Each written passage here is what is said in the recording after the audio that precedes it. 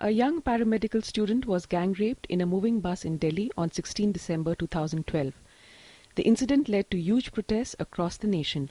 Government was forced to amend the Criminal Law Act on the recommendation of Justice Verma Committee.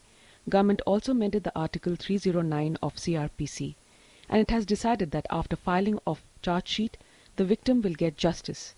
Since then, 7 months have passed after filing of charge sheet, yet the case is still pending. Legal experts believe that Defence Counsel is delaying the case by giving a long list of witnesses. इस case की शुरुआत में एक juvenile इसमें है. जब trial होती है तो जुवेनाइल की भी साथ साथ होती है. तो ये जुवेनाइल की इशू में बहुत सारे कोर्ट मूव हुए. दूसरा जो इसमें वकील हैं वो एक बार उन्होंने ट्रांसफर पिटिशन सुप्रीम कोर्ट में फाइल किया जिसकी वजह बहुत कम थी.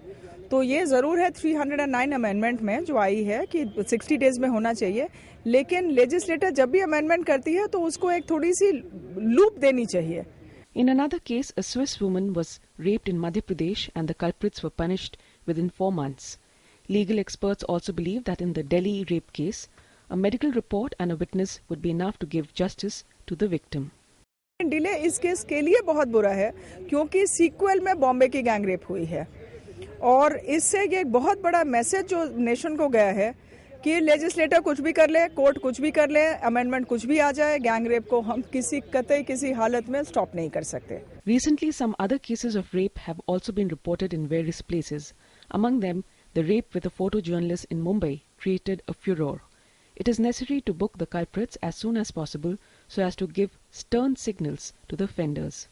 Vikas Sarthi with Chandrasekhar Joshi, DD News.